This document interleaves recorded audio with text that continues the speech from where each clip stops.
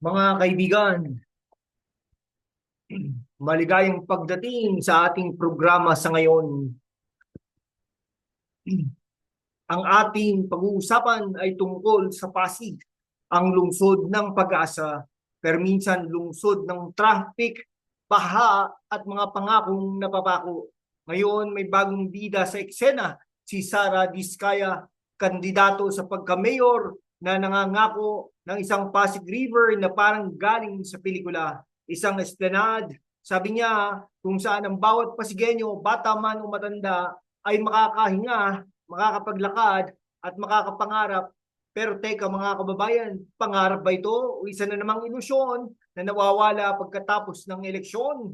Ako ang inyong gabay, #WalkWithLan, at sa susunod na ilang mga minuto, susuriin natin ang plano ni Ate Sara mula sa blueprint hanggang sa bulsa ng Pasigenyo. Kaya't umupo, maghanda at i-like at subscribe na yan dahil sisimulan na natin.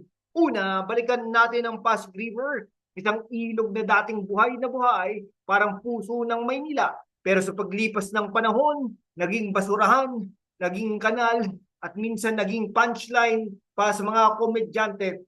Ngayon, sa ilalim ng administrasyon ni Pangulong Marcos, may proyektong Pasig Bigyang Buhay Muli. Phase 1C, mga kaibigan, inilunsad noong Hunyo 24 at Phase 3 noong Pebrero 2025. May 500 metrong showcase area na may commercial stalls, may bike lanes, pero sabi ni Sara Diskaya, hindi pa sapat yan. Gusto niya ng esplanade na magpapabago raw ng itsura at pakiramdam ng Pasig. Pero ano ba talaga ang plano niya at kaya ba ng bulsa ng lungsod na tustusan ito? Si Sara Diskaya, mga kababayan, hindi basta kandidato, siyang CFO ng St. Gerard Construction, isang quadruple A construction company. Sabi niya, hindi ito simpleng walkway, itong daan tungo sa mas mapayapang buhay. Ang plano isang malawak na esplanade sa kahabaan ng Pasig River. May mga puno, may mga bangko, may mga ilaw na parang nasa Paris. Ang layunin, bigyan ng Pasigenyo ng espasyo para makapag-relax, magbanding ang pamilya at makalimutan kahit saglit ang traffic ng C5. Pero teka, hindi ba't may ganitong plano ng national government? Ano ang bago sa version ni Ate Sara at bakit kailangan i-emphasize na hindi ito showpiece? Baka naman may ibang motibo. Suriin natin.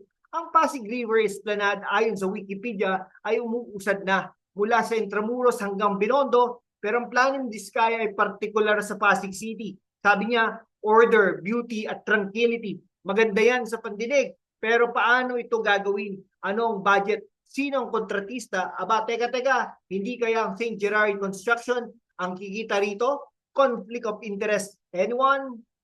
Ngayon, kilalanin natin si Sara Diskaya, isang negosyante, pilantropo at asawa ni Curly Diskaya, ang CEO ng St. Gerard. Sabi ng kanyang kampo, siya raw ay from humble beginnings, anak ng chambermaid at waiter sa London. Pero ngayon, may-ari ng isa sa mga 41 quadruple A construction companies sa Pilipinas. Hindi ba't inspiring? Pero mga kaibigan, ang tanong, bakit biglang tumakbo si Ate Sara? Ayon sa Rappler, provoke daw sila ng mga akusasyon ni Mayor Vico Soto laban sa kanilang kumpanya. Ano ito? Personal na ba? Si Vico Soto, ang incumbent mayor, ay may mga paratang laban sa St. Gerard mula sa paggamit ng substandard materials hanggang sa koneksyon sa St. Timothy Construction na dating kasama sa automation ng eleksyon. At kamakailan, inakusahan pa ni Soto si Diskaya na gumamit ng British passport noong 2025 na maaring labag sa Republic Act 9225.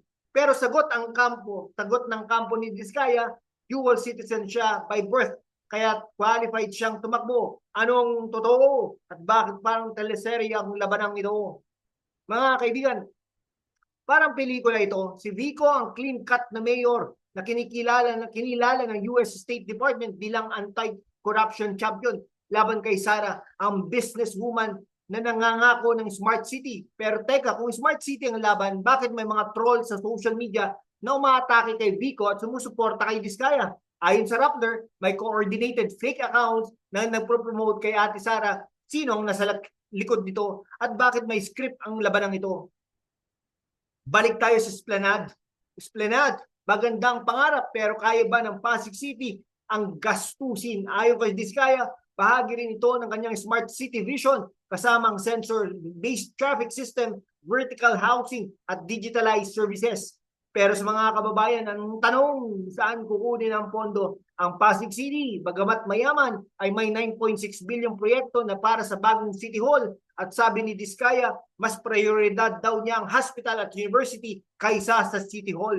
So paano naman ang Esplanade? At kung si St. Gerard ang gagawa, paano natin masisigurong transparent ang bidding? At teka ha, hindi ba't ang Pasig River ay nasa ilalim ng national government? Paano makikipag-coordinate si Diskaya sa Malacanang? At paano natin masisigurong hindi ito magiging isa pang White Elephant Project? Maganda sa simula, pero abandonado pagkatapos. Tandaan natin ang Chao Phraya sa Thailand at Shane sa France ay may mga ilog na binuhay ng dekadang pagplaplano. Kaya ba natin yan ng 3 taon ni Ate Sara? Sa huli mga kaibigan, ang Esplanade ni Sara Diskaya ay hindi lang tungkol sa Pasig River. Ito ay tungkol sa hinintayin natin sa Pasig, isang lungsod na moderno, inklusibo at tunay na smart. Pero ang tanong, sinong mas makakapagbigay nito? Si Vico Soto na nagpabuti ng city finances at social services o si Sara Diskaya na may malalaking pangarap pero may mga tanong ding kailangang sagutin. Ang eleksyon sa Mayo 12, 2025 ang magpapasya. Pero bilang mga Pasigueño, kailangan natin maging matalino. Huwag magpadala sa mga pangako, kundi suriin ng plano, ang track record at ang intensyon. Kaya't mga kaibigan, kung gusto ninyong malaman ang buong detalye ng labanang ito, i-like, i-subscribe at hihit ang notification bell. Ibahagi rin ito sa inyong mga kaibigan sa Pasig dahil ang kaalaman ay kapangyarihan at sabihin ninyo sa akin sa comments, Esplanade ba ang sagot sa Pasig o may iba kang idea laban Pasigueño? Sa dulo ng araw, ang Pasig River ay hindi lang ilog. Ito ang kwento ng ating lungsod. Kung ito man ay magiging esplanade ng pag-asa o mananatiling kanal ng mga pangako. Nasa kamay natin ang desisyon. Ako si #WalkWithLarn. Naghihintay sa inyong komento at hanggang sa muli, Pasig, kaya natin ito. Salamat at good night.